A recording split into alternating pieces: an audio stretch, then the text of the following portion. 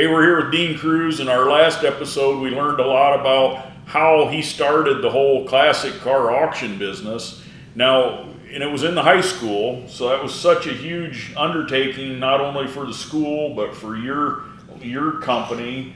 And so tell us a little bit more about that. I mean, you sold some huge world record number cars in there, and I remember the celebrities. As a young kid, it was exciting because you always got to see celebrities. I think Reggie Jackson, and he was a baseball player. Movie stars, football players, singers, everything, yeah. Well, what happened, we had a car catch on fire out by the where they were lined up. And Nancy McNabb came to us, who was on the school board, and she said, Dean, I want to talk to you a little bit. I said, yeah. She said, we had that little fire out there. She said, I got to thinking if one of those cars would blow up on the turntable or something, we could have a real mess. And the school wasn't built for that, and it's not developed for that, and I don't know how good our insurance would be on something like that. I'd like for you to consider finding another place. And then at first I was really disappointed. Then I got to thinking, Nancy's a shrewd businesswoman. I think she might be right. So we started looking for a place. Our first choice was out west of Auburn where the lake is. Okay. But we couldn't get those people to sell. They wanted too much money. They just wouldn't sell, period, for any amount. And then Donnie Dove was getting kind of old, and he owned the farm at the next exit, and there was nothing on any of the 4 exits. So we talked to him, made a deal, and bought that. And so we hauled in like 200-300 loads of gravel, maybe 1,000. So much gravel, I don't know. It was so big because we didn't want it to get wet or damp or anything. So we packed in about 30 acres there of all really heavy gravel. And then we got the biggest tent in America, which, if I remember right, it was 1,200 feet long. It was huge.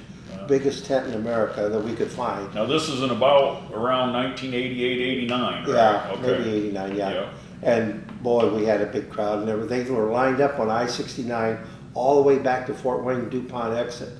And then the other exit, they were lined up to Waterloo. It was unbelievable, and we got, we knew what we were dealing with a little bit, and we made wide lanes to get in and out, so we could have like 15 lanes coming in at one time.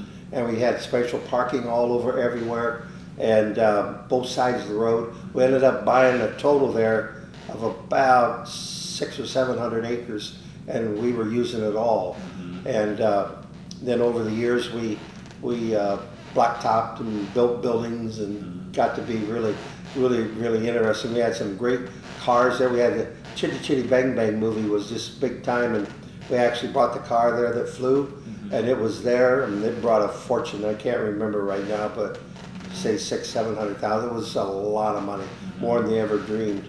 And we had gangsters' cars, movie star cars. A lot of them would come. Like Larry Gatlin sold his collection. He came. We sold Zsa Zsa Gabor's cars. We sold, I can't remember all of them, but hundreds and hundreds of them. The people came from all over the world there. We used to have people come from Europe and all over come to that auction. And then we had a lot of people wanting us to have auctions for them in their communities. So the next one we had was in Scottsdale, Arizona. Okay. And a guy at Tom Barrett had 2 of Adolf Hitler parade cars. And he had tapes of World War II where Hitler would drive these cars when he conquered a country and when he paraded around Germany. We had that in film clips. The cars he owned. Okay. Man, that made worldwide headlines. South America, China. We have clippings. We have a book of clippings from all over the world of that sale being held in Scottsdale, Arizona. And same thing. We had thousands of people. We ended up with almost 2,000 cars. They filled every hotel everywhere. And that's one of the guys that most people are familiar with. Tom Barrett. The Barrett-Jackson auction. Yeah.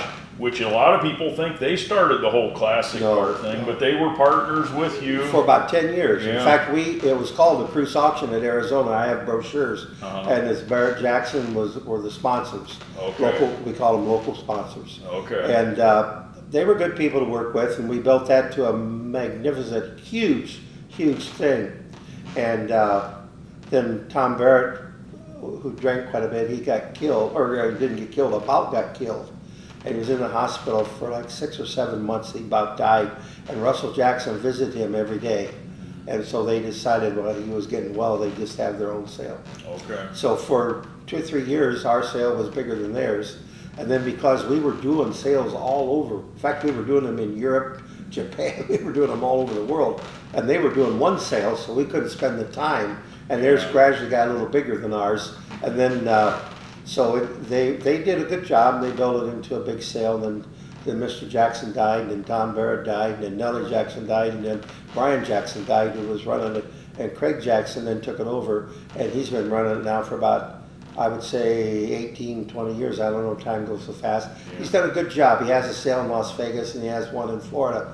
But we were doing, I think our biggest year, we did 37 car auctions all over the world. Yeah. Well, I remember you guys were gone all the time. Yeah. Because his boys were basically around my age in school. That's and right. So, we all kind of grew up in the same little community. So, you kind of knew, and everybody was proud of Dean. You guys did really good.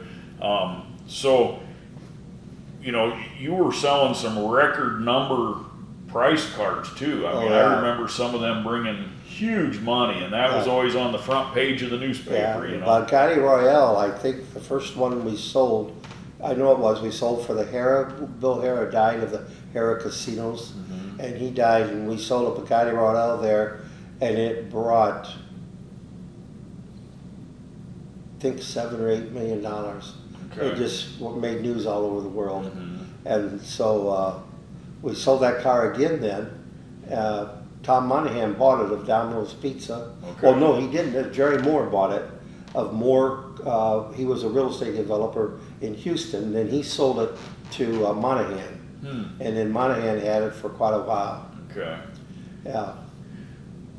It's fascinating too, because you got to mingle with a lot of the celebrities and a lot of big names in the world. Let me tell you a little story.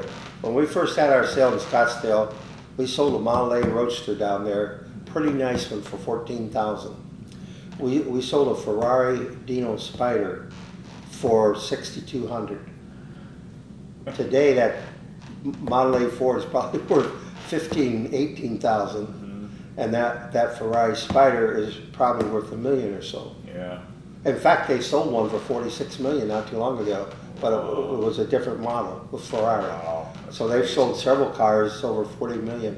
Wow. Just and they amazing. started having them all over. We were the only ones in the business. Yeah. We woke up, there was probably 50 different auction companies doing them all over for everybody. Yeah, and now there's an auction almost every weekend from somebody that's proclaimed to be the next big car auctioneer. But in fact, there's one now almost everywhere. I mean, one somewhere every weekend. Yeah. Somewhere. Yeah, it's amazing. Yeah.